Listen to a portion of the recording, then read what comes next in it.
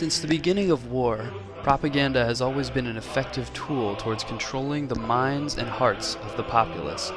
The one-sided messages preaching country over everything are not unique to any one place. America has not been exempted from this trend, and since the beginning of the Revolutionary War, the Stars and Stripes have effectively utilized propaganda to achieve their ends. The popular Join or Die poster seen here is one of the earliest examples of American wartime propaganda.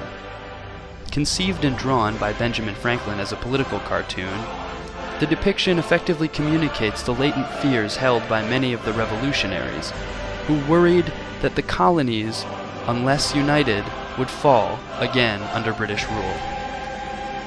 Join or Die proved to be an effective rallying tool for American revolutionaries who, seeing its success, turned their propaganda efforts towards another specific group, setting the trend for directed propaganda appeals.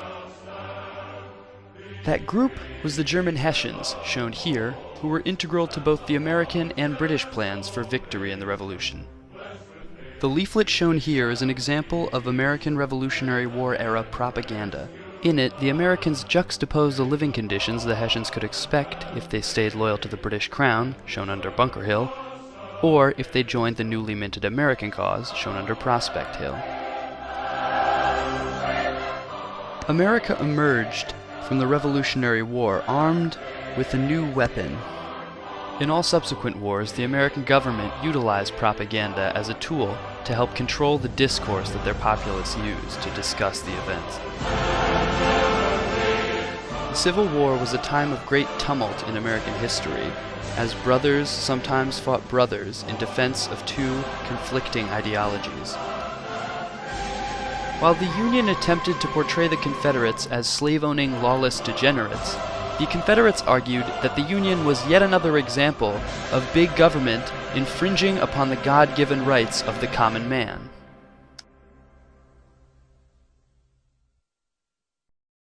World War II marked another directed propaganda assault on a specific demographic of United States citizens. This time, it was women.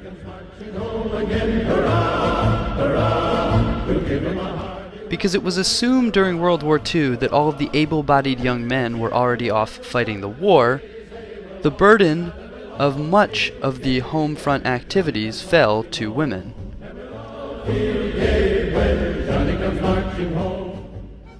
The World War II era propaganda aimed at women could best be categorized as empowering. The women depicted in these propaganda pieces were strong, able-bodied, and in all doing most of the work. While their husbands or male equivalents were presumably off fighting the Nazis or the Japanese, women are depicted as filling many of the roles typically thought to fall to men. These propaganda depictions of women filling typically male gender roles were thought to have broad appeal. The Cold War was a time of prominent propaganda usage by the United States government, preying on what they saw as the public's fear of the spread of communism. Though America and Russia never entered into outright warfare, both sides utilized propaganda to drum up support among their populace.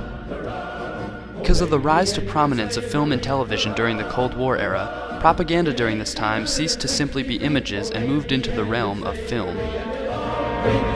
In the background was the growing struggle between two great powers to shape the post-war world. Soviet Russia was expansively stabbing westward, knifing into nations left empty by war. On orders from the Kremlin, Russia had launched one of history's most drastic political, moral, and economic wars, a Cold War. The United States was obliged to help Europe safeguard its traditional freedoms and the independence of its nations. Gone was the spirit of wartime unity that reached its peak on that historic afternoon in April '45 at the Elbe River in Germany. Here, two worlds actually met, but this coalition was to be torn asunder. Already an iron curtain had dropped around Poland, Hungary, Yugoslavia, Bulgaria. Ah, but this is Europe, you say. But let's see what can happen elsewhere in, say, the small town of Mosinee, Wisconsin. Peaceful, isn't it? But the red truncheon falls and the chief of police is hustled off to jail. Next, public utilities are seized by fifth colonists. Watch carefully what happens to an editor who operates under a free press. He goes to jail, too, and his newspaper is confiscated. Exit freedom of thought. Yes, this is life under the Soviet form of government. The little town of Mosinee made this experiment for 24 hours, a public service to all America. It can't happen here? Well, this is what it looks like if it should.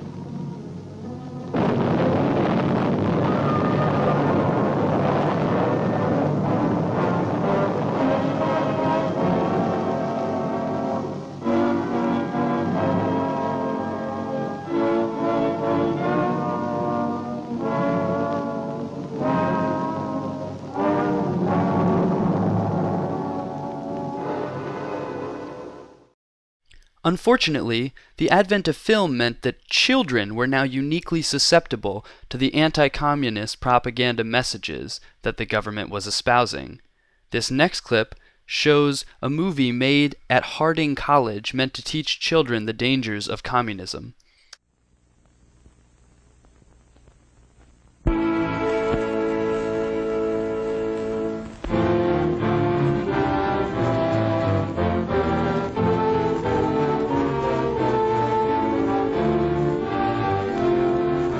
Just a sample of the things the capitalistic system has given us in only 160 years. Before signing up, you boys ought to try a little taste of Dr. Ism's formula to see what you'd get in exchange for your freedom. Go ahead, try it.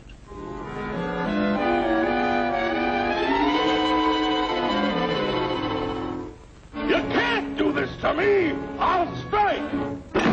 The state forbids strikes. Wait till the union hears about this! Ah, yes, the union. Welcome to our ranks, number 1313. I'll take this case to the Supreme Court. The state is the Supreme Court. Our decision is as follows. No more private property. No more you. The farm voted put a stop to this. Farmers don't vote anymore. What'll I do for seed next year? You won't have to worry about next year. The state will do your planning from now on. We must fight to regain our freedom, or everything is lost. Everything! Everything is fine. Everything is fine. Everything is fine. Everything is fine. Everything is fine. When anybody preaches disunity, tries to pit one of us against the other through class warfare, race hatred, or religious intolerance, you know that person seeks to rob us of our freedom and destroy our very lives. And we know what to do about it. Now, gentlemen, no violence, please. Don't throw those bottles. Don't throw those bottles.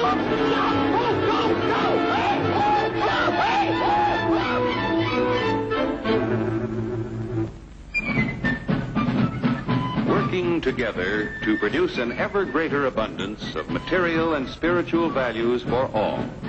That is the secret of American prosperity.